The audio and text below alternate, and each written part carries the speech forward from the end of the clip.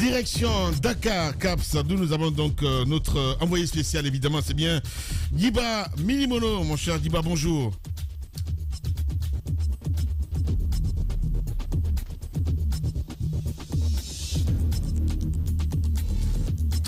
Voilà, on va essayer de revenir dans un instant. Allez-y, on continue peut-être avec notre invité parce qu'on n'a pas le retour de Diba Minimono. Allez-y. Je voulais entendre, docteur, sur cette question-là. Vous avez, est-ce qu'une partie de ces enquêtes-là ou de ce sondage-là a par exemple touché les forces vives, la classe politique actuelle guinéenne? Oui. Quel est le regard ou la perception des Guinéens quant à la configuration de la classe politique aujourd'hui? La configuration? Oui, la configuration ou si vous voulez... T'as coupé ton micro? La configuration ou si vous voulez, comment se porte la classe politique guinéenne, leur regard sur la classe politique? Non, en fait, c'est que nous, vous savez, quand nous menons ces sondages-là, nous allons vers les populations d'une manière générale, mais nous parlons également avec l'élite. Donc, pour ce sondage spécifique, ce que nous avons retenu, ce qui est apparu, c'est qu'il y a une déception des populations d'une manière générale vis-à-vis des partis politiques, dans leur globalité, ensemble, pas un parti politique spécifique. Mais les partis politiques d'une manière générale, c'est que je pense que vous conviendrez certainement avec les populations, c'est le fait que les positions changent. Si vous voulez, de façon, tantôt on est pour, tantôt on est contre. Donc on a quand même constaté cela pour la première fois, depuis qu'on a commencé à mener ces enquêtes-là. Il y a, si vous voulez, comme, je ne vais pas dire un désamour, mais en tout cas, les populations ne comprennent pas très bien, parfois, les positions prises par les partis politiques. Une sorte de déception. Alors, l'autre question qui revient, c'est bien le régime. Le régime en Guinée. Est-ce que le sondage également a touché le régime politique que souhaiterait aujourd'hui avoir la Guinéenne? Oui, on a même partagé cela avec le CNT, régime présidentiel, avec un premier ministre chef du gouvernement, et qui est véritable chef du gouvernement. Et donc, dans les nominations, peut-être qu'on a travaillé un peu, il n'y a pas que les résultats, mais à partir des résultats, et nous, experts, nous nous retrouvons pour discuter et voir qu'est-ce qu'on pourrait recommander de façon concrète. Mais ce qui est apparu, c'est que le système, si vous voulez, ce qui était dans la Constitution de 2010, en ce qui concerne les institutions républicaines, ces dispositions-là, en principe, devraient être maintenues selon la grande majorité des Guinéens, et surtout qu'il y ait un président de la République et un premier ministre, un président de la République élu, un premier ministre chef de gouvernement, et qu'il y ait que la loi dise de façon claire qui est compétent dans les nominations de tel à tel niveau. C'est-à-dire qu'il y ait quand même... Qu'il n'y ait pas de conflit de compétences. Voilà. On revient dans un instant avec vous, M. Barry. Cette fois-ci, c'est la bonne, je l'espère. Diba Minimono est en direct ce matin du côté de Dakar. Mon cher Diba, bonjour. Bonjour Lamine et bonjour à toute l'équipe des Grandes Gueules. Voilà, bienvenue dans cette émission Les Grandes Gueules. Si au niveau de la région on peut faire un peu d'effort sur le titrage, ça serait super intéressant. Allez-y, mon cher Caps. Alors Diba Minimono, bonjour. Dites-nous ce matin, est-ce que vous avez par exemple pu faire le tour et discuter avec quelques acteurs politiques par rapport à cette situation du Sénégal, et quel est leur regard quant aux avancées? Alors, depuis notre arrivée ici avant-hier soir, nous avons pu tourner notre bosse dans toute la ville. On a rencontré pas mal d'acteurs politiques, ceux de l'opposition, mais aussi de la mouvance présidentielle. Et donc aujourd'hui, nous allons recevoir dans un court instant un des membres de la coalition Yehui Askanui, dont Ousmane Sonko est le leader. Donc ce qu'il faut rappeler, c'est que déjà la vie reprend ici son cours normal. Les Sénégalais ont décidé de reprendre les activités progressivement, puisque si vous étiez là encore il y a une semaine, la ville était bloquée, c'était des manifestations sporadiques un peu partout dans la ville, des zones stratégiques qui ont été touchées, avec près de 500 arrestations et 16 morts du côté de la déclaration des officiels. Mais du côté de l'Amnesty International, on part d'un chiffre beaucoup plus important. Alors, ce qu'il faut rappeler, c'est que la vie reprend ici, mais Ousmane Sonko, lui, il est toujours retranché chez lui. Il y a une ceinture de sécurité tout autour de son domicile. Alors, pour qu'il puisse peut-être sortir, c'est qu'on est face à des équations. Soit il se constitue prisonnier, il se présente et donc le procès reprend, ou tout simplement le juge va décider d'envoyer un mandat d'amener pour l'obliger à l'extraire de sa maison et l'amener pour la détention. Donc ici, effectivement, la vie reprend et la classe politique, il y a une bonne partie de la classe politique qui fait en tout cas un faisceau lumineux autour de Sonko, mais de l'autre côté, il y a un dialogue aussi national en cours ici. Très bien. Dialogue auquel il faut rappeler que l'ancien maire de Dakar, Khalifa Sall, a pris part à ce dialogue.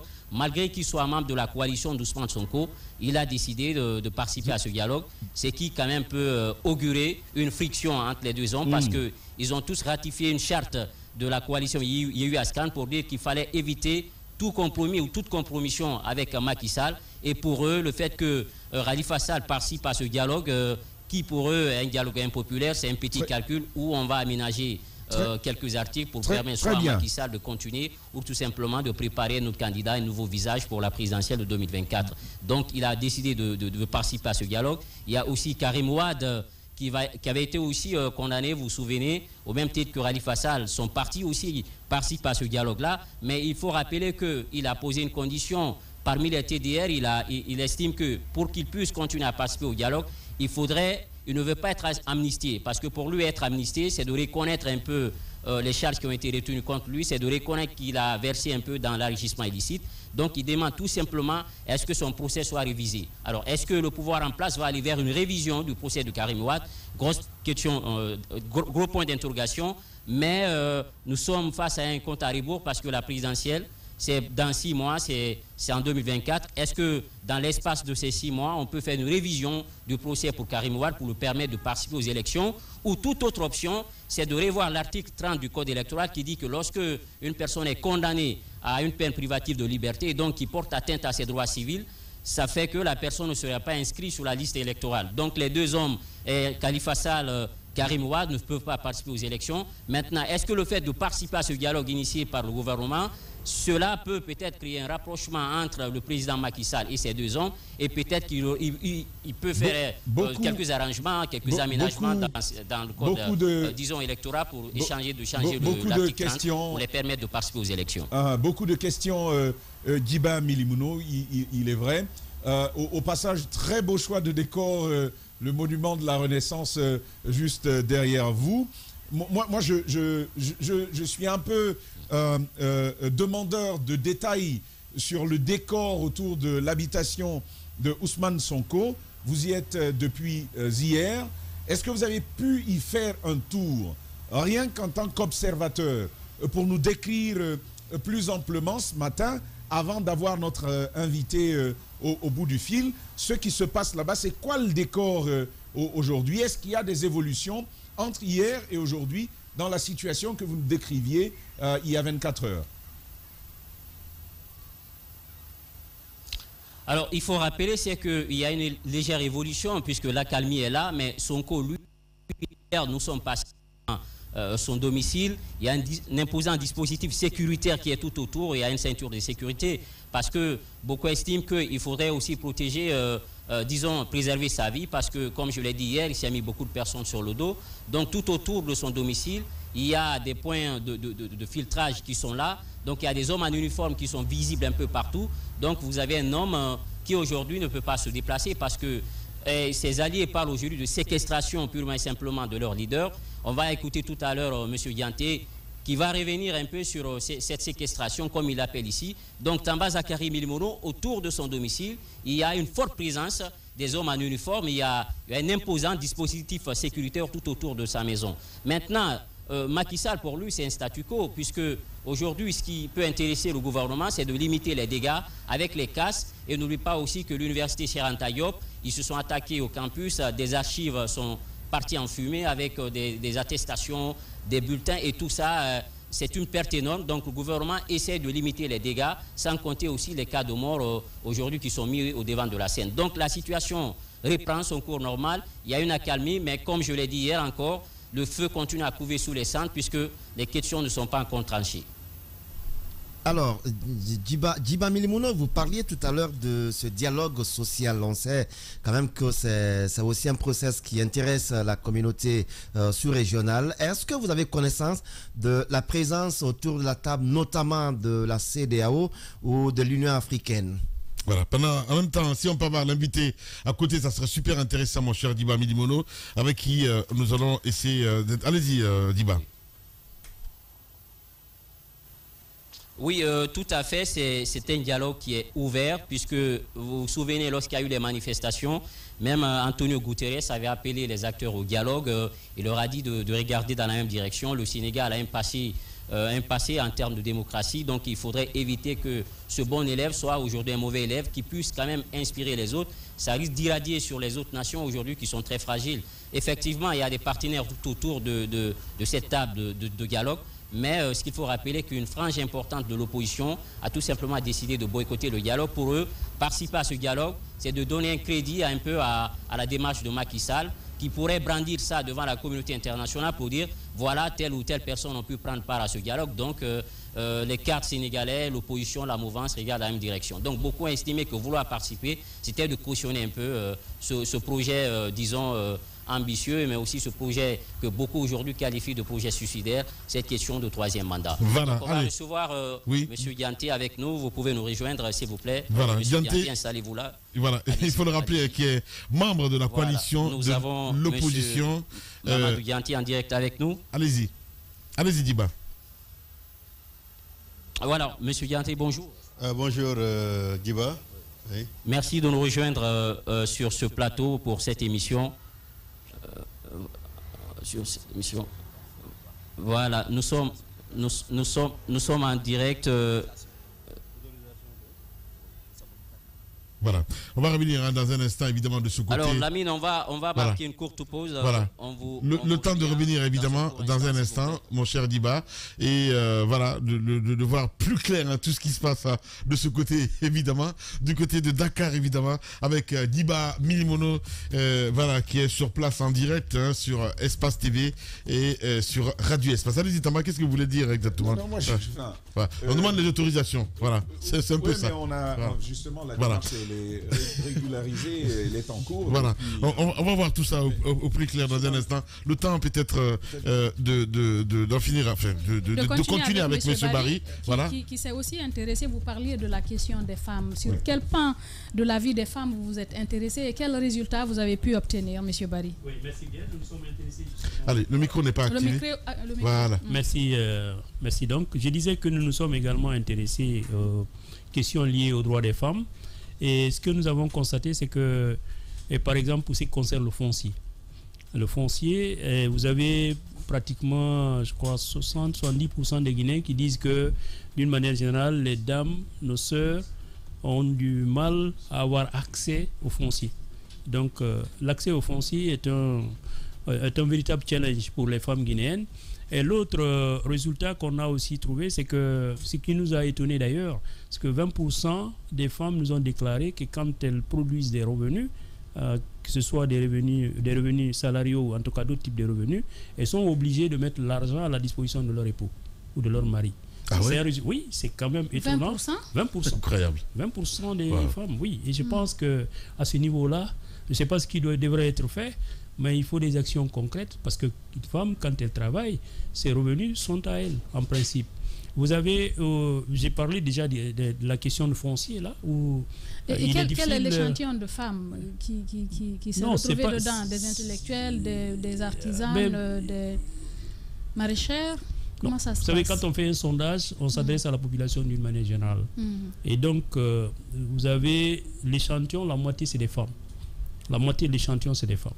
Et donc, les femmes nous ont déclaré, pour celles qui travaillent, qui produisent des revenus, nous ont déclaré que quand elles produisent ces revenus-là, 20%, remettent cet argent ou mettent cet argent à la disposition de leur époux ou de leur conjoint. Donc, ça, c'est quand même étonnant.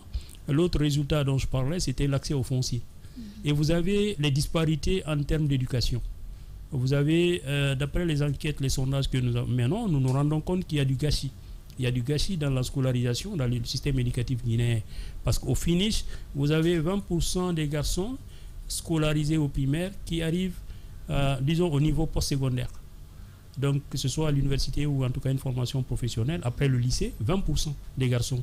Mais c'est 10% des filles qui arrivent là. Et vous avez donc, si vous voulez, des déperditions importantes au niveau du collège et du lycée. Déjà, à partir de l'école primaire, je crois que c'est 59% des enfants guinéens qui arrivent au collège. Donc, vous avez des déperditions jusqu'au bout. Et là, la différence entre garçons et filles, 10% et 20%, je crois que c'est du simple au double. Ça, c'est aussi un autre résultat qu'il fallait mentionner.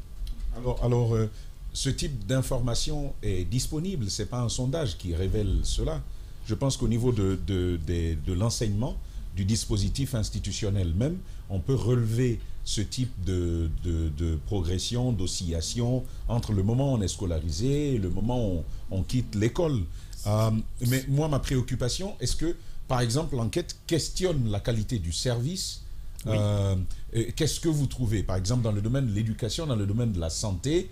Que disent les Guinéens? Dans le domaine de la santé, par exemple, ce qui a été remarquable, c'est que les Guinéens, je n'ai pas les chiffres en tête, mais les Guinéens déplorent, en tout cas au niveau du système éducatif, le fait que dans la plupart des structures de santé, il y a, si vous voulez, un absentéisme fort des prestataires de services, notamment des médecins. Vous avez les locaux qui ne sont souvent pas salubres, bien tenus, salubres, et le temps qu'ils perdent au niveau de, si vous voulez, de l'accueil. Les grandes gueules. Donc, avant de bénéficier des soins. Ouais. Et vous avez, si vous voulez, des paiements non officiels. Ils font face à des paiements non officiels quand ils sont dans les structures de santé. Donc, ça, c'est des choses qui ont été révélées et qu'on a mises à la disposition, justement, des autorités. Bien. Merci beaucoup, en tout cas, M. Barry, d'être passé nous voir ce matin. Je le rappelle, vous êtes le directeur de Stade View International. Il était avec nous ce matin chez les GG sur Radio. Merci beaucoup d'être passé nous voir. Merci beaucoup. Voilà, vous restez avec nous sur Espace. Dans un instant, direction le Sénégal. Direction Dakar, évidemment, ce matin avec Diba Milimono, toujours là, en direct, mon cher Diba. Rebonjour, voilà, il a fallu se déplacer un petit peu parce que j'imagine, on demande des autorisations et c'est assez complexe. Mon cher Diba, rebonjour et bienvenue. Oui. Rebonjour Lamine et bonjour à tous. Effectivement, puisqu'on avait le monument juste derrière nous, donc ils ont dit qu'il fallait l'aide des formations avant de pouvoir tourner ici. Donc on a tout simplement fait un déplacement pour pouvoir continuer cette interview. Alors nous avons notre invité en face, c'est M. Dianté de la coalition Yewwi Askan Wi, de Ousmane Sonko. Alors votre leader est toujours chez lui, il n'arrive pas à sortir. Dites-nous comment vous expliquez cela, qu'est-ce qui se passe véritablement? Oui, en fait, d'abord, on va s'excuser auprès de vos téléspectateurs, vos millions de téléspectateurs, parce qu'il y avait quand même un petit impair qui était indépendant de notre volonté, parce qu'en réalité, on n'avait pas cette information qu'il fallait demander une autorisation. Donc, les excuses étant acceptées, évidemment, Ousmane Sonko, c'est un camarade. Nous avons en partage la coalition Yewwi Askan Wi, qui est la coalition de l'opposition la plus représentative. Et aujourd'hui, Ousmane Sonko lui-même, je crois que c'est l'opposant le plus en vue, mais également c'est l'opposant le plus radical au régime de Macky Sall. Quand il sort et quitter Ziguinchor, ville où il en est le maire, évidemment, il voulait rentrer sur Dakar en faisant un peu une caravane qu'il a appelée caravane de la paix. Mais à partir de l'étape de Vélingara, il avait décidé, donc comme un accord, parce que nous avons discuté, de surseoir à la caravane et de rentrer tranquillement à Dakar. C'est dans ces faits-là que les autorités l'ont intercepté, l'ont interpellé, ont saisi tout son matériel dont il disposait dans son véhicule et l'ont conduit manu militaire chez lui. Et depuis lors, il est séquestré parce qu'il n'y a aucune décision de juge qui disent qu'en réalité qu'il faut le mettre dans ces conditions-là. Et depuis lors, même ses avocats ne parviennent pas à accéder à lui. Donc il est totalement coupé du reste du monde, lui et ainsi que les membres de sa famille. Voilà, donc Lamine, vous avez entendu, il est coupé du reste de sa famille, même ses avocats n'ont pas accès à lui. Voilà. Allez-y, mon cher Tamba. Alors, là, la décision, elle est connue. Le verdict, c'est 2 ans de prison ferme pour ce candidat radical, mais aussi très populaire, candidat à la présidentielle de 2024. Sauf que la décision risque justement de noyer ou de glacer cette ambition-là. Aujourd'hui, la question, c'est quelle pourrait être la suite? Maintenant qu'il est écroué à la maison, qu'il ne sort pas et qu'il risque de voir ses espoirs présidentiels douchés, justement, comment est-ce qu'il lise l'avenir du candidat Ousmane Sonko? Quelle perspective à ce stade de statu quo? Oui, je crois que là, les perspectives restent intactes parce qu'en réalité, nous estimons que c'est une parodie de justice. Parodie de justice dans la mesure où le délit qui a été retenu contre lui est un délit totalement nouveau, qui n'était pas dans le dossier, qui n'a pas fait l'objet d'enquête, qui n'a pas fait l'objet d'instruction. C'est sur les témoignages d'une masseuse qui a habitué aux Sénégalais à ces multiples mensonges que le juge a, dans son réquisitoire, demandé à ce que ce délit-là soit retenu contre M. Ousmane Sonko. En conséquence, M. Ousmane Sonko devait être condamné pour l'empêcher simplement d'être candidat à l'élection présidentielle. C'est un modus operandi auquel nous sommes habitués, parce que c'est ce même modus operandi qui a été utilisé par Macky Sall pour écarter d'abord Karim Wade, ensuite Khalifa Sall, et aujourd'hui il veut en faire de même avec Ousmane Sonko, et nous estimons que c'est encore une parodie de justice. Deuxièmement, la deuxième raison, c'est que c'est un texte qui est totalement anachronique, parce que la Convention collective des Nations Unies pour les droits de l'enfant a fixé l'âge de la majorité à 18 ans. Aujourd'hui, on veut se focaliser sur un texte qui situe l'âge de la majorité à 21 ans pour parler donc de délit de corruption de la jeunesse. Et nous c'est une décision que nous ne reconnaissons pas. Et par conséquent, M. Ousmane Sonko garde toutes ses chances d'être candidat à l'élection présidentielle. Alors pour l'instant, il a été condamné par contumace puisqu'il n'est pas venu. Il y a eu un jugement, même si vous ne venez pas, le juge ira son verdict. Alors est-ce qu'aujourd'hui, beaucoup disent qu'il a des options face à lui, soit il se constitue prisonnier, on reprend le procès, ou tout simplement on fait mandat d'amener, on l'extrait et puis pour l'amener. Aujourd'hui, est-ce que ce débat-là a été porté au sein de votre coalition? En fait, nous n'avons pas de façon expresse discuté donc de ces éventualités, mais évidemment, en aparté, on en parle. Se constituer prisonnier, c'est accepter la condamnation. Or, nous rejetons totalement la condamnation parce que nous considérons que les faits pour lesquels il a été poursuivi pendant plus de 2 ans, c'est des faits des accusations de viol et de viol répétés et de menaces de mort. Or, aujourd'hui, il est totalement acquitté sur ces faits-là. Si un nouveau délit doit être porté à son encontre, il faudrait que ça fasse l'objet d'enquête et d'instruction afin que la Chambre criminelle puisse se prononcer sur ça. Bon, maintenant, vous savez, si Ousmane Sonko doit se constituer prisonnier, donc il faudrait qu'il reconnaisse la décision. Maintenant, on sait également qu'il y a la jurisprudence Karim Wade. Karim Wade n'a pas été déchu expressément par le juge lors de sa condamnation. Aucun juge n'a dit à Karim Wade qu'il perdait ses droits civils et politiques. Évidemment, cette fois-ci également, il n'y a pas cette décision de justice, mais Macky Sall va s'appuyer sur cette jurisprudence Karim Wade pour l'empêcher de se présenter à l'élection présidentielle, ou alors lui faire un chantage pour lui dire que si tu veux être candidat, il faudrait que tu viennes à un dialogue fantoche, parce que nous savons que ce dialogue-là n'est rien d'autre qu'un espace de petits arrangements. Je peux vous laisser participer à l'élection présidentielle, mais moi également, malgré le fait que la Constitution ne me permet pas de participer une 3e fois à l'élection présidentielle, mais je sollicite votre accord pour que moi également je puisse être candidat. Et nous pensons qu'un dialogue de ce genre-là, c'est contre-productif pour le pays et ça ne permet pas des avancées démocratiques significatives. Ce dialogue que vous qualifiez de fantoche, oui, allez-y. Vous qualifiez ce dialogue de fantoche, nous apprenons qu'un membre de votre coalition y participe justement en la personne de l'ancien maire Khalifa Sall. Qu'en est-il réellement? Mais l'autre question, 2024, c'est demain. On est pratiquement à la veille de la présidentielle. Votre leader est toujours détenu, entre guillemets, parce qu'il est sous résidence surveillée, il ne peut pas sortir. Comment vous allez y participer effectivement? Comment vous allez vous y prendre? Oui, vous savez, aujourd'hui, si Ousmane Sonko était même dans les liens de la détention, nous considérons que sa seule photo lui permettait de faire la campagne électorale au Sénégal et de gagner au premier tour l'élection présidentielle. Donc ça, Macky Sall le sait. Et c'est pourquoi la tension, c'est vrai qu'aujourd'hui, la vie commence à reprendre son cours normal en direction donc, de la fête de la Tabaski qui est fixée dans quelques jours. Bon, mais la tension, elle est latente et elle est même très perceptible. Et c'est pourquoi donc aujourd'hui Macky Sall n'ose pas demander à ses juges donc, de délivrer un mandat d'amener. Parce que dans ce cas-là, si aujourd'hui vous allez trouver des blessés dans les hôpitaux, alors qu'au lieu de s'inquiéter de leur souffrance, il vous demande est-ce que Ousmane Sonko va bien, est-ce qu'il est chez lui, et que s'il y avait à refaire demain, je vais reprendre.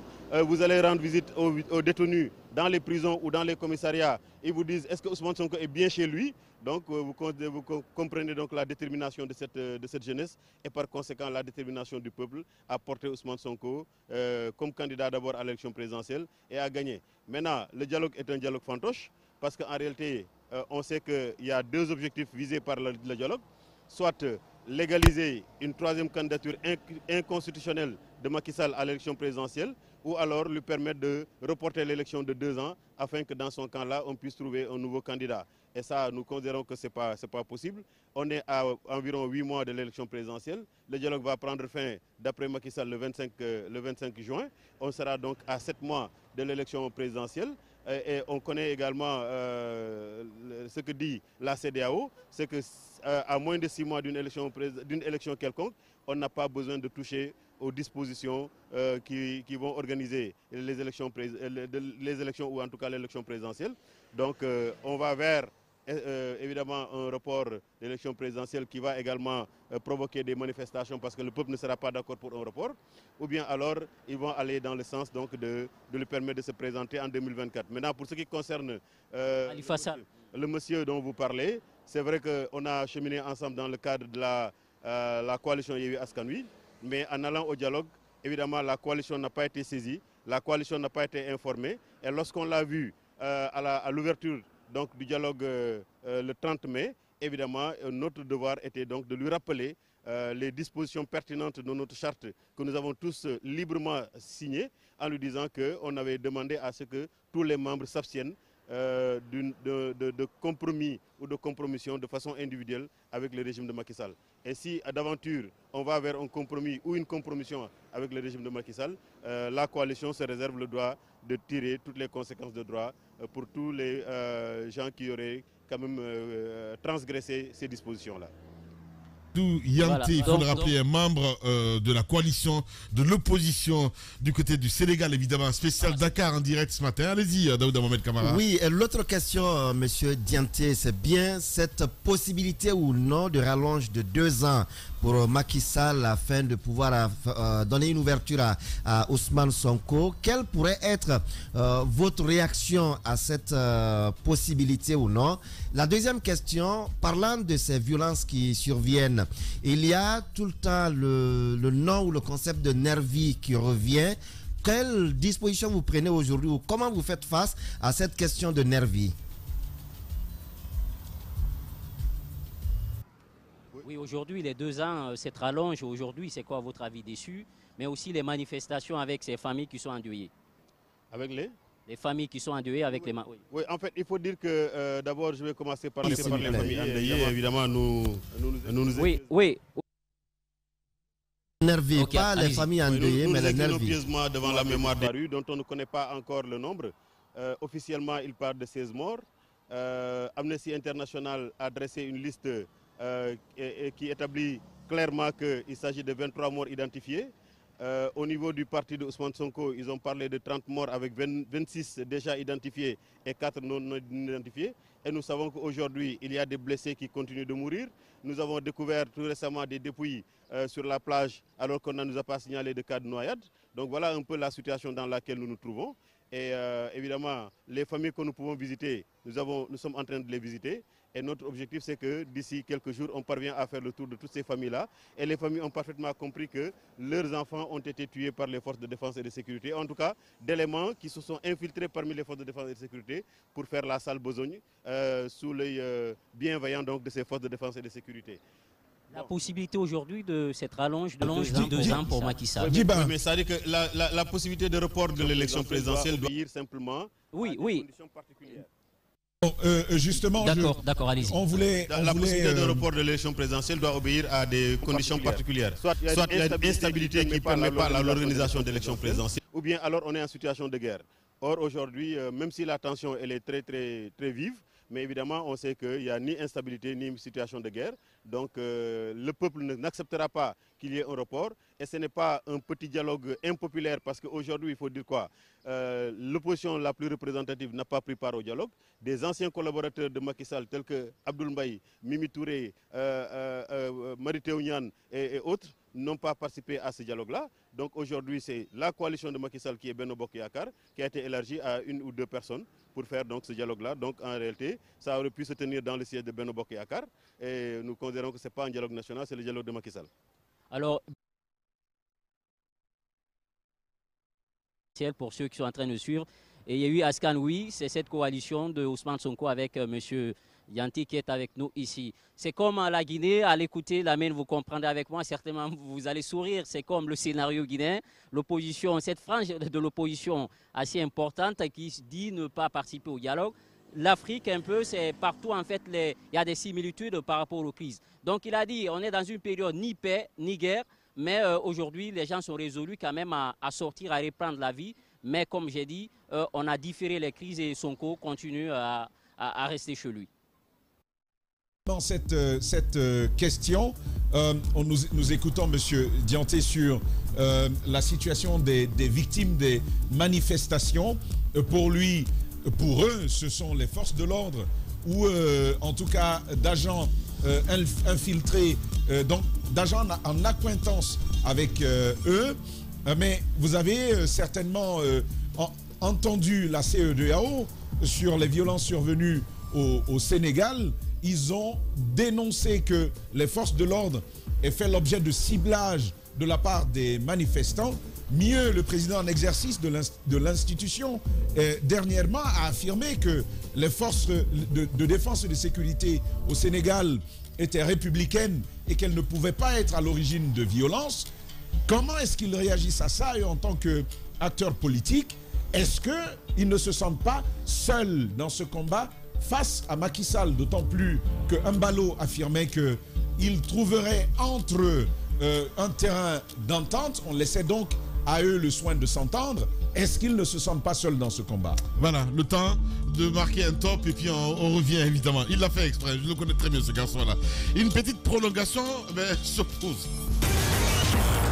Spécial Sénégal, évidemment, mesdames et messieurs, les grandes gueules sur Radio Espace. Vous nous regardez également aussi à la télévision, mesdames et messieurs, avec Djiba Milimono, Aboubakar Keke Bangoura du côté de Dakar. Mon cher Tamba, je te repasse l'antenne. Ah oui. La question, Djiba, je pense que vous l'avez entendu, c'est est-ce que, déjà, c'est savoir comment est-ce que les acteurs politiques analysent ces sorties de l'instance sous-régionale, mais aussi comment est-ce qu'ils se sentent dans ce combat? Ne se sentent-ils pas lâchés ou est-ce qu'ils se sentent accompagnés dans ce combat pour la démocratie? Oui, en fait, dans ce combat-là, évidemment, nous ne pensons pas que nous sommes isolés. Je vais peut-être vendre la mèche pour donner la primeur à votre organe. Et vous verrez dans quelques jours, peut-être dans les 72 heures, nous allons mettre en place une plateforme qui va renforcer davantage la coalition Yewwi Askan Wi par éventuellement d'autres acteurs de l'opposition qui n'ont pas pris part au dialogue de Macky Sall et qui ne veulent pas prendre part au dialogue de Macky Sall. Donc aujourd'hui, nous considérons que ça renforce la coalition Yewwi Askan Wi et Yewwi Askan Wi est fortement adossé au peuple sénégalais et je crois que les pays et les personnalités, sachant qu'ils ne peuvent pas aller à l'encontre de la volonté du peuple, finiront par comprendre en réalité que Macky Sall, c'est lui qui est isolé, mais les autres ne sont pas isolés au Sénégal. Évidemment, sur les tueries, on ne peut pas ne pas accuser les forces de défense et de sécurité, parce que comme nous l'avons dit, nous savons qu'aujourd'hui, il y a des commanditaires qui recrutent les nervis, qui leur donnent des pick-up, parce que, évidemment, s'il y a 50 pick-up qui prennent part, et qui prennent départ du siège du parti de Macky Sall, 50 pick-up, c'est au minimum 1 milliard de francs CFA. L'opposition que moi je fréquente n'a pas ces moyens-là, donc ce sont les moyens de l'État qu'on prend. 1000 francs par jour d'opération. Voilà, quelques soucis de liaison évidemment avec Dakar. On va repartir évidemment encore une fois de plus avec Diba Milimono de ce côté. Vous avez bien fait de poser cette question parce qu'il parle de primeur, à dire dans les 72 heures à venir, il y a une coalition peut-être qui va jouer. Une coalition intérieure. Ouais, une coalition intérieure, c'est bien que Sonko puisse rallier à lui, à cette cause-là, plusieurs autres acteurs intérieurs. Ça procède d'une légitimité, d'une légitimité intérieure qu'il acquiert de cette façon-là ou qui s'affirme sur le territoire sénégalais. Mais ma question portait plus sur les soutiens extérieurs. Voilà, il est revenu, il est revenu à l'antenne. Allez-y. Vous l'avez compris, Lamine. Justement, ils ont aujourd'hui, il écarte toute responsabilité peut-être de ceux qui viendraient de l'opposition.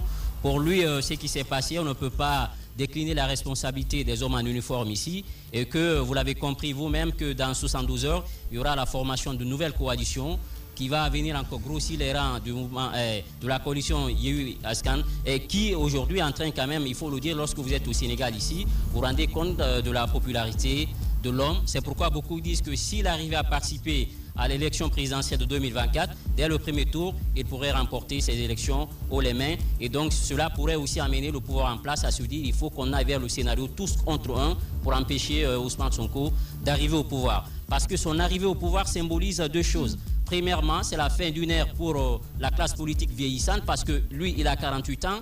Et la limitation d'âge ici est une réalité au Sénégal. Dans la Constitution, c'est autour de 70 ans maximal. Et donc, vous avez Khalifa Sall aujourd'hui qui a à peu près 68 ans. Vous avez Karim Wade relativement jeune par rapport à Khalifa Sall. Vous avez tous les autres qui sont aujourd'hui des vieux routiers du panorama politique sénégalais. Donc, c'est le plus jeune. S'il participe à ces élections, pour beaucoup d'observateurs, dès le premier tour, il peut remporter ces élections. Et lorsqu'il les remporte, vous vous souvenez, c'est 10 ans ici, c'est 10 ans. Et 10 années de Sonko au pouvoir, 10 années dans la vie de Khalifa Sall, de Karim Wade et tous les autres qui ont quand même traîné leur boss, qui ont pris de l'âge aujourd'hui. C'est la fin de leur carrière politique. Et donc alors, cela, aujourd'hui, a mis un peu de la puce à l'oreille. Beaucoup se disent, il faut tout faire pour ne pas qu'il arrive au pouvoir. Oui, et peut-être d'autres scénarios aussi. Oui, allez-y, Madame Hiro. Comment explique-t-il surtout la violence des manifestations qui se sont opérées ces derniers temps? Parce que comparativement à ce qui s'est passé en 2012, hier on écoutait Aliou Sané justement qui en parlait, la violence, les manifestations de ces derniers jours étaient particulièrement violentes. Comment peuvent-ils expliquer cela avec toutes les casses qu'il y a eu, notamment autour de l'université? Comment cela s'explique-t-il? Et c'est la question de Moussa Hiro, j'ai vraiment envie de l'appuyer. C'est Ousmane Sonko qui est convoqué, pas ses militants. Mais on voit à chaque fois qu'il est convoqué, il a drainé du monde, tout en refusant d'ailleurs de se présenter au tribunal.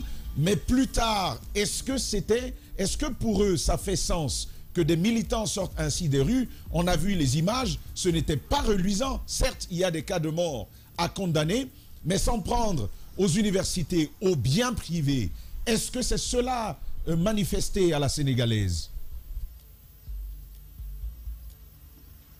Oui, en fait, ce n'est pas manifesté à la sénégalaise. Je crois que le peuple guinéen comprendra parfaitement comment se déroulent les manifestations. Donc, quand le peuple sortait, c'était une manifestation pacifique. C'était pour montrer une force dissuasive à ce qui était en train de se faire, ou en tout cas à ce qui était en train de se tramer.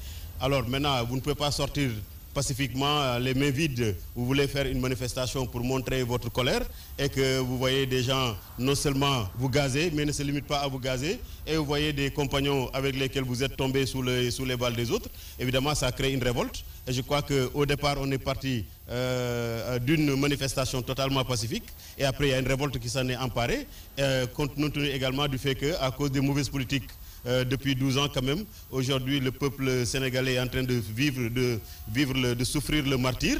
Évidemment, les jeunes étudient jusqu'au baccalauréat et ne sont pas orientés à l'université. Ceux qui sont orientés à l'université sont entassés, ne parviennent pas à être performants dans le système universitaire. Ceux qui parviennent, les rares qui parviennent à sortir, ils ont le master 2. Aujourd'hui, c'est des commerçants, des marchands ambulants au niveau des marchés de Koloban ou de Sandaga. Évidemment, c'est toute cette colère-là, compte tenu du fait qu'il n'y a pas d'emploi, il y a la pauvreté galopante, il y a l'exode rural qui se massifie de jour en jour à Dakar. Je crois qu'il y a un cocktail Molotov là qui fait en sorte que quand il y a des manifestations, ça peut facilement déraper. Et maintenant, évidemment, nous regrettons et peut-être même condamnons les scènes de pillage et de saccage des biens publics et privés. Mais évidemment, je crois que le plus important, c'est cette trentaine de morts-là, n'est-ce pas, en l'espace de 3 jours, qui est vraiment à déplorer et qui fait qu'aujourd'hui, de plus en plus, évidemment, le gouvernement a été obligé de faire de petites explications pour tenter de montrer que ça ne venait pas de lui, que c'était des gens qui avaient infiltré les manifestants. Mais on a vu au finish que les infiltrations, il y en a eu, mais c'était du côté des forces de défense et de sécurité et non du côté des manifestants. Et peut-être l'autre question rapidement. Aujourd'hui, on accuse Ousmane Sonko de populisme, de surfer un peu sur ces inégalités pour se tailler une place au soleil, se faire un nom. Il joue un peu sur la frustration de la jeunesse. Et comment vous concevez cela? Ouais, je vais inviter quand même ceux qui ont ce discours-là à ne pas tomber sous le coup donc des détracteurs de Ousmane Sonko, parce qu'ils sont dans une campagne de diabolisation contre la personne d'Ousmane Sonko. Il suffit simplement de rappeler ce qui est Ousmane Sonko. Ousmane Sonko, c'est un jeune Sénégalais haut fonctionnaire de l'administration qui a fait 15 ans au niveau des impôts et domaines. Aujourd'hui, il n'y a aucun dossier sur lequel on peut l'épingler après avoir fait 15 ans au niveau des impôts et domaines. Je ne sais pas comment ça se passe chez vous, mais ici au Sénégal, les fonctionnaires des impôts et domaines, ce sont des milliardaires. En tout cas au Sénégal, ils roulent avec des véhicules qui coûtent 100 millions. Ils sont dans des châteaux qui coûtent entre 200 et 300 millions. Voilà un peu, alors que Ousmane Sonko, évidemment, il n'a pas cédé à la corruption alors que les tentations étaient là. Il a, dès le début de sa carrière politique, fait un discours pour montrer un peu les dérapages de ce gouvernement, la dilapidation des ressources des deniers publics. C'est pour cette raison d'ailleurs qu'on s'en est pris à lui très tôt pour le renvoyer donc, de l'administration en pensant qu'à partir de ce moment-là, il n'aura plus d'informations. Mais aujourd'hui, il continue encore sur ce discours-là. Les gens estiment que voilà donc une personnalité qui est très intègre et qui est capable aujourd'hui, qui a un projet. Parce que son projet, c'est basé sur la souveraineté. Les gens parlent donc du nationalisme. Ce n'est pas un nationaliste, mais c'est un souverainiste. Parce qu'en réalité, il croit au génie du peuple sénégalais. Il a foi en la jeunesse du Sénégal. Et il a présenté un projet qui a remporté l'adhésion donc de la majorité de la population. Aujourd'hui, il n'y a pas que les jeunes qui sont avec lui, des personnes très très âgées, qui sont donc du 3e âge, aujourd'hui sont avec lui. La preuve, c'est qu'il y a une section au niveau donc de son parti qu'on appelle Magui Pastef, c'est-à-dire que les sages de Pastef. Donc vous comprendrez aujourd'hui que Ousmane Sonko, il est dans toutes les composantes de la société. Et maintenant, ceux qui sont en face ont tellement peur de lui qu'ils cherchent aujourd'hui à le diaboliser. Et je crois que ce qui s'est passé au niveau du salon de massage avec la condamnation qu'il y a eu, il pensait qu'il fallait donc ternir son image. Mais malheur leur en est pris parce qu'en réalité aujourd'hui, la justice l'a lavé de toutes ces fausses accusations. Et je crois qu'il va sortir grandi et renforcé de cette épreuve. Et ce qui fait donc que ses chances à l'élection présidentielle du 27 février 2024, nous considérons qu'aujourd'hui, elles sont de plus en plus maximales. Parce que les sondages les plus alarmants lui donnaient 47% si l'élection avait lieu aujourd'hui. Mais je crois qu'aujourd'hui, si on fait des sondages, on ne serait pas à moins de 75%. Alors peut-être l'autre question avant de partir à Conakry, c'est qu'on vous accuse aujourd'hui de porter un discours anti-français. Pour vous, c'est une caricature ou c'est une réalité? Vous prônez la rupture. Et ce qui pourrait peut-être amenuiser vos chances pour la présidentielle, connaissant un peu les relations séculaires entre la France et le Sénégal, parce qu'à chaque fois qu'il y a des manifestations, on s'attaque aux installations françaises, Total, Orange et tout. Est-ce que ce sentiment aujourd'hui qui gronde, est-ce que vous aussi, vous ne venez pas surfer sur ça, l'utiliser? Oui, en fait, il y a eu des saccages. Parmi les saccages, là, il y a certains symboles de la France. Mais Shell n'est pas un symbole de la France. Donc il y a d'autres symboles qui sont là, d'autres emblèmes qui sont là, qui ne sont pas français. Je crois qu'aujourd'hui, les banques qui sont braquées, ce n'est pas des symboles de la France. Je dis, bon, évidemment, il y a des manifestations globalement. Bon, dans une moindre mesure, il y a des révoltés, il y a d'autres personnes qui n'ont rien à voir avec les manifestations, mais qui trouvent là un terrain favorable pour opérer. Et je pense qu'aujourd'hui, c'est un peu ça. Nous n'avons pas un discours anti-français. Nous aspirons aujourd'hui à une souveraineté. Notre discours demande à ce que nos autorités, en tout cas les autorités en charge donc de ce pays-là, puisse discuter d'égal à égal pour qu'il y ait des accords gagnant-gagnant et non des accords asymétriques ou dissymétriques entre l'étranger et nous, que ce soit dans les relations sud-sud comme dans les relations entre le nord et le sud. Notre conviction, c'est qu'aujourd'hui, il faudrait quand même que le pays puisse être à ce niveau-là, d'autant que d'ici quelques mois, nous allons vers l'exploitation de ressources naturelles telles que le pétrole et le gaz. Il ne faudrait pas aujourd'hui qu'on soit toujours les perdants dans les accords que nous faisons. Mais nous traitons tout le monde de façon égale. Nous avons rencontré récemment, au niveau de la coalition Yewwi Askan Wi, les ambassadeurs de la communauté européenne. Nous avons discuté avec eux et ils ont finalement compris, même l'ambassadeur de la France qui était absent après, lorsqu'on lui a fait le compte-rendu, il a compris en réalité que ce n'était pas des anti-français qui étaient là, ce n'était pas des adversaires de la France qui étaient là, mais ceux qui étaient là, c'est des gens qui étaient soucieux de l'avenir de leur pays et qui fondent leur espoir sur des accords gagnant-gagnant afin que le Sénégal, comme à l'instar donc de tous les autres pays du monde, puisse également se sortir de cette situation de pauvreté extrême dans laquelle se trouvent ces populations. Voilà. Dante, alors, cette question avec justement, M. Dianté qui faisait un peu le tour de l'actualité. Voilà, Diba, cette question justement, parce qu'on parle de prolongation de 2 ans, je crois qu'il a pas beaucoup commenté cette actualité, même si c'est une réalité du côté du Sénégal. On a les caps diplomatiques quand même, M. Dianté. Comment Macky Sall il va faire ça? D'ailleurs, nous apprenons que c'est un conseil très marabouteux. Qui va conduire à cette idée. Quelle est la réalité? Qu'est-ce qu'il en sait? Et surtout, comment ça va être possible? Oui, en fait, je crois qu'aujourd'hui, s'il veut trouver un accord avec ses alliés pour prolonger son mandat de 2 ans, il le fera sans le peuple sénégalais. Et les familles sérieuses, les familles maraboutiques sérieuses ne sont pas représentées. À ma connaissance, Touba n'est pas représenté, Tivaouane n'est pas représenté. Je ne sais pas trop pour les Layènes, mais en tout cas, les familles les plus représentées, Kaolack n'est pas représenté. Donc je crois qu'aujourd'hui, s'il doit le faire, ce serait pas, il ne va pas compter donc sur ces familles religieuses, il ne va pas compter sur les acteurs politiques parce que l'opposition n'est pas représentée à son dialogue, à l'exception d'une ou 2 personnes. Et donc nous pensons qu'aujourd'hui, les conditions ne sont pas réunies pour un report de l'élection présidentielle et une volonté de reporter l'élection présidentielle pourrait avoir les mêmes conséquences qu'une 3e candidature illégale de Macky Sall en 2024. Donc aujourd'hui, il est peut-être entre le marteau et l'enclume.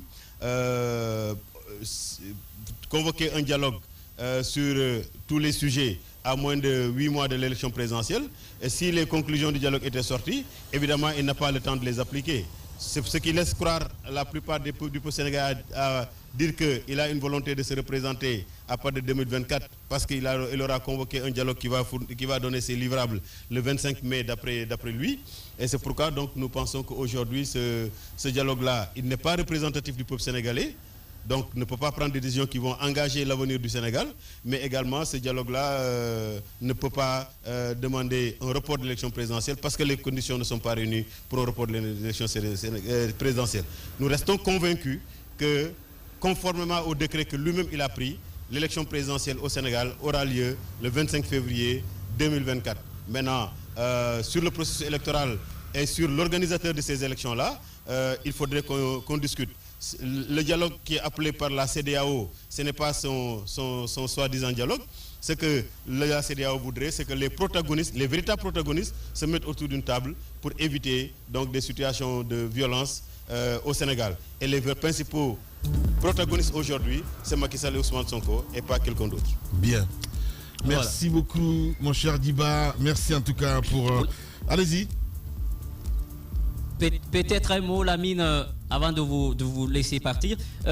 Ce qu'il faut rappeler, c'est qu'il y a un autre discours qu'on est en train de développer depuis 2 jours ici. Ils disent que si on ne prend pas garde, c'est le syndrome du côté de la Gambie qui risque de se produire. On a vu avec Barrow qui est arrivé, un nouveau visage qui est venu tout bousculer dans l'espace politique. Et ici au Sénégal, on sait qu'il y a Idrissa Seck qui attend, il y a Ousmane Sonko qui est connu, qui a été projeté sur l'espace politique. Vous avez Khalifa Sall qui a rejoint le dialogue et qui se rapproche certainement de Macky Sall. Peut-être qu'on peut faire un aménagement pour lui dire, bon, on te confie le pouvoir, mais il faut tout faire pour ne pas que Sonko arrive au pouvoir parce que ça risque d'être tous contre un. Vous avez Karim Wade également qui demande aujourd'hui, à lieu place d'une certaine amnistie, il dit une reprise de son procès parce que accepter l'amnistie, c'est de cautionner, c'est de dire, oui, effectivement, j'avais baigné dans tout ce qui est enrichissement illicite. Donc vous avez 3 têtes sur lesquelles peut-être que Macky Sall pourrait se reposer contre sa volonté, mais pour empêcher quand même qu'Ousmane Sonko arrive au pouvoir, notamment Idrissa Seck. Mais Idrissa Seck, vous vous souvenez, Idrissa Seck et Macky Sall sont tous deux des fils spirituels d'Abdoulaye Wade parce que l'un et l'autre ont tous été premiers ministres. Lorsque Idrissa Seck a quitté le gouvernement à l'époque, il avait dit que celui qui était à l'origine de ces ennuis, c'était Macky Sall, qui était à l'époque ministre de l'Intérieur et qui avait gravi les échelons pour prendre sa place à la primature. Donc les deux hommes, hier, étaient à couteau tiré. Aujourd'hui, il y a eu un rapprochement parce qu'il est devenu président du Conseil économique, social et environnemental. Il a quitté le gouvernement. Il prépare aussi, il affûte ses armes, il prépare la présidentielle de 2024. Donc vous avez Aminata Touré qu'on va avoir demain dans ce numéro spécial du côté de Dakar. Donc beaucoup de visages, mais la crainte, si Macky Sall n'arrive pas à se comprendre avec tout ceci, peut-être que s'il gagne les 2 ans, c'est de préparer un inconnu et qui va peut-être débouler comme ça et occuper le fauteuil présidentiel. Bien malin qui pourra vous dire à l'instant T qui est proche, mais si vous regardez un peu l'atmosphère ici, vous regardez les manifestations et ce qui se dit, Ousmane Sonko pour l'instant trône à la tête malgré son jeune âge. Et une chose est sûre, il a parlé de pétrole, il a parlé aussi de la plateforme gazière. Il y a une perspective alléchante pour les Sénégalais dans les jours à venir avec l'exploitation du pétrole. Donc, il se sûr que Macky Sall aurait même confié à son entourage qu'il ne faudrait pas accepter que Sonko arrive au pouvoir, qu'il est très jeune, il a assez de fougue, il a un discours au vitriol. Laisser le Sénégal dans les mains d'une personne aussi jeune qui manque d'expérience, c'est de sacrifier le pays et toutes ces réformes qu'il a engagées, ce projet, il risquerait de remettre tout ça à l'eau. Donc c'est de tout faire pour ne pas qu'il arrive au pouvoir. Voilà un discours aussi qu'on est en train de développer. Diba Milimono, merci beaucoup mon cher Diba. Faites attention. Mais après, pour finir, l'entourage parle de diabolisation. Voilà. Ah ben voilà, ben oui. Parce qu'on est en politique là, mon cher Diba, donc tout est permis. Tous les coups sont permis. Diba Milimono, demain que nous allons retrouver évidemment du côté de Dakar avec nos envoyés spéciaux évidemment, Aboubakar Keke Bangoura et Diba Milimono avec d'autres invités évidemment. La semaine spéciale Sénégal qui va continuer sur notre antenne. On a écouté cet invité en redoutanté, Madame Hiro. Un opposant, parole d'opposant, c'est la réalité entre le pouvoir et l'opposition. Mais on sent quand même cette virulence au sein de la jeunesse, cette volonté d'accompagner Ousmane Sonko parce que des violences, comme je le disais, c'est des violences inouïes. En 2012, avec Y'en a marre et d'autres mouvements qui étaient contre le 3e mandat de Abdoulaye Wade, on n'a pas vécu un tel nombre de morts. Et c'est vous dire à quel point les gens sont déterminés à ne pas que Ousmane Sonko parte en prison, mais aussi c'est cette capacité de mobilisation. Vous vous rappelez ce que Diba nous disait hier, c'est juste incroyable. Et il y a aussi cette possibilité qu'on pourrait donner à Karim Wade peut-être de se présenter. Jusqu'à présent, en tout cas, le bout du tunnel n'est pas encore perceptible. Et cette participation de Khalifa Sall, est-ce que Macky Sall est en train d'essayer de créer des adversaires à Sonko, vu que ce monsieur est en train d'essayer de lui barrer la route? C'est la grosse interrogation qu'il faut se poser. Mais le mieux serait que, en tout cas, on le souhaite vivement pour les Sénégalais, qu'il y ait un terrain d'entente, que le pays de la Teranga qu'on connaît comme pays d'accueil, pays de paix, ne vacille pas. Parce que sinon, ce serait une mauvaise image pour la sous-région. Ouais, c'est bien dit. Hein. Caps, vous avez écouté aussi cet invité. Hein. Voilà. Je veux dire, pragmatique en même temps cohérent. Oui, très pragmatique et surtout très cohérent. Mais Lamine, il faut rappeler une chose. Vous savez, ça c'est la remarque, c'est qu'aujourd'hui, les présidents africains, pour la plupart, construisent eux-mêmes l'image de leurs successeurs. C'est ce qui est en train d'arriver avec le cas Sonko. Mais au Sénégal, ce qu'il faut craindre aujourd'hui, à mon avis, que Macky Sall aurait compris et qu'il veut diviser pour pouvoir régner, c'est que l'histoire ne se répète pas à nouveau. Au temps d'Abdoulaye Wade, c'est la même chose qui s'était passé. Abdoulaye Wade, coûte que coûte, veut briguer son 3e mandat et toute l'opposition s'est mise autour de Macky Sall, c'est qui lui a permis de pouvoir briguer ce mandat-là. Et aujourd'hui, on est dans la même configuration. population. Et Macky Sall, étant un homme averti, veut bloquer cela en opposant certains membres de l'opposition contre Ousmane Sonko. Et c'est justement vers ça qu'on est en train d'aller dans les jours à venir. Et je pense qu'aujourd'hui, il n'est pas encore trop tard pour lui de faire ce bon choix-là, de sortir par la grande porte et de ne pas pouvoir regretter de tout ce qui pourra advenir dans le futur. Donc aujourd'hui encore, tout est possible. Macky Sall pourrait peut-être surprendre l'opinion nationale et internationale, et les yeux restent rivés vers donc le futur. On verra bien. Qui vivra verra, comme on dit. Mon cher Daouda Mohamed Kamara, l'autre lecture peut-être qu'on peut faire de ce qui se passe, l'actualité sénégalaise aujourd'hui. Oui, l'autre lecture qu'on peut faire, c'est aujourd'hui savoir que effectivement, il y a la réalité qu'on peut connaître dans la politique africaine, c'est bien vouloir dompter d'un côté et châtier de l'autre, pendant qu'on est en train de châtier Ousmane, au côté Ousmane Sonko.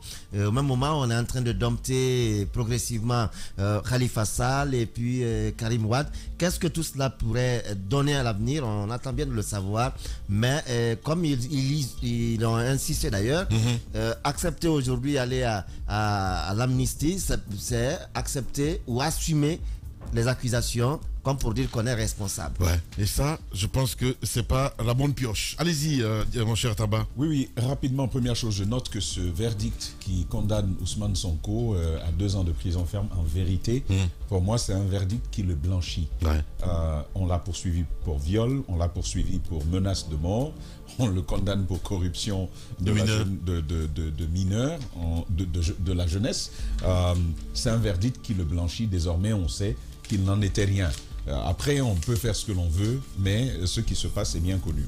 Deuxième chose, nous avons là quand même, et ça c'est un message à nos organisateurs de manifestations en Guinée, vous avez un acteur qui dit « Je condamne la violence qui est survenue ». En passant, tu as bien eu ta réponse. Hein? Oui. Mais après, c'était fait exprès. On voulait le titiller aussi. Même moi, si tu me dis manifestation à la guinéenne, je vais réagir tout de suite quand il s'agit d'un étranger qui me pose la question. Donc, c'est un message quand même à nos organisateurs de manifestations qui croient qu'on ne mobilise pas tant qu'on ne condamne, tant qu'on condamne. Alors, voici une réponse claire, sans embâche. Non seulement il déplore, deuxièmement il condamne parce qu'il reconnaît qu'il y a eu de la violence, même s'il l'explique. Ça c'est une chose. Et je veux terminer quand même avec ceci. C'est un conseil gratuit. Dans la vie est un cycle de choses qui viennent et qui passent. L'eau d'hier dans un fleuve est partie à la mer. Une autre par un cycle chimique, l'eau qui va passer par les nuages, ensuite on en aura sous forme de pluie, une autre va venir. La règle de la vie, c'est ça, c'est le passage. Macky Sall, tu as fait 2, ton tour est passé. Il faut passer, laisser un autre avancer parce qu'il n'y aura pas 1000 façons de présenter cela. Moi, je dis, tu as fait ton tour, il faut partir. On sera heureux d'avoir la dame hier, la dame Touré que nous allons avoir demain, qui a été première ministre. C'est un peu une dame, c'est un peu une Moussa Yero, version rehaussée. On l'aura demain. Allez, merci à vous tous, mesdames et messieurs. Évidemment, c'est du Tamba, c'est la provoque en direct, évidemment. Et toutes nos excuses à nos radios régionales, évidemment, nos antennes régionales, parce que je sais qu'à midi, normalement, vous avez vos temps d'antenne. Médine Labé, Médine Kmamou, Médine Bokeh, entre autres. Toutes nos excuses, évidemment, de ce côté.